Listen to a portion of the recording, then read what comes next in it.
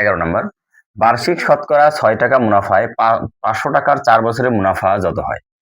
মানে 6 টাকা মুনাফায় 500 টাকার 4 বছরের মুনাফা যত টাকা হবে, বার্ষিক শতকরা 5 টাকা মুনাফায় কত টাকার 2 বছর 6 মাসের মুনাফা তত হবে। এখানে 6 টাকা থেকে 5 টাকা হলো এবং এখানে 4 বছর থেকে 2 বছর 6 মাস হলো, কিন্তু মুনাফা একই রকম থাকবে কত টাকায়। ঠিক আছে, দেখো এখানে আমরা লিখতে পারি, প্রথমত এখানে আমরা মুনাফাটা বের করি যে 6 টাকা মুনাফায় 500 টাকার 4 বছরের মুনাফা কত হয়। হ্যাঁ, মানে মুনাফাটা কত হয় সেটা আগে আমরা বের করে নিই। ঠিক আছে, এখানে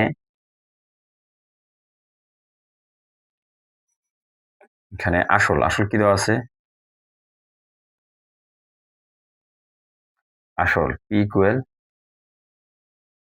500 টাকা। তারপরে বলছে সময় এন ইকুয়াল 4 বছর, মুনাফার হার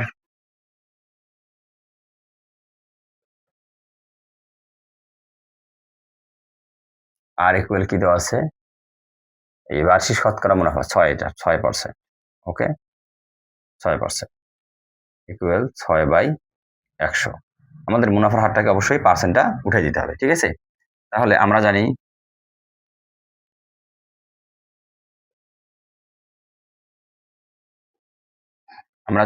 আই ইকুয়াল কি, পি আর এন। ওকে, বা আমরা আই ইকুয়াল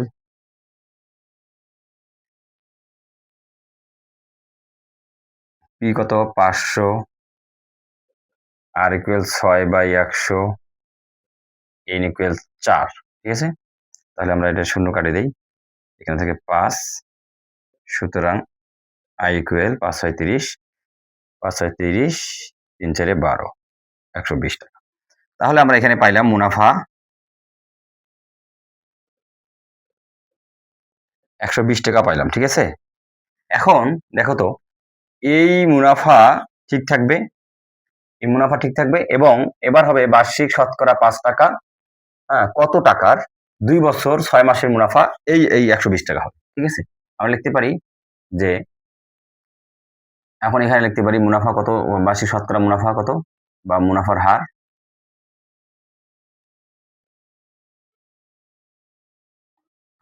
আর ইকুয়াল, দেখো আর ইকুয়াল এখানে দেওয়া আছে 5%, সমান সমান হচ্ছে 5/100। তারপরে দেওয়া আছে হলো সময়, দেখো সময় 2 বছর 6 মাস। তবে আমরা সময়টাকে সবসময় অবশ্যই আমরা বছরে নিয়ে যাব।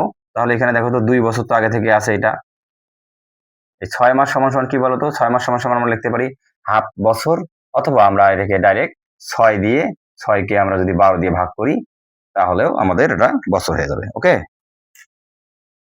এটা হয়ে গেল বছর,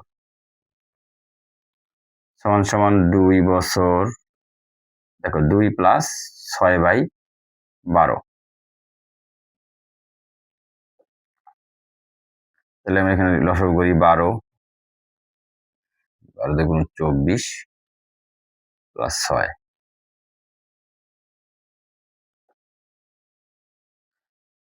30/12, সমান সমান হচ্ছে 12 দেখুন 24, 5 দুগুণ 60, 2.5 বছর। তাহলে আমরা সময় পেলাম কত, 2.5 বছর। এবং আমরা এখানে বলছে আসলটা আমাদের চাইছে, তাই না? দেখো কত টাকার 2 বছরে, তাহলে আসল পি ইকুয়াল হোয়াট, এবং এখানে আমাদের মুনাফা পাইছি কত, 120 টাকা। তাহলে আমরা লিখতে পারি মুনাফা ইকুয়াল 120 টাকা। আমরা জানি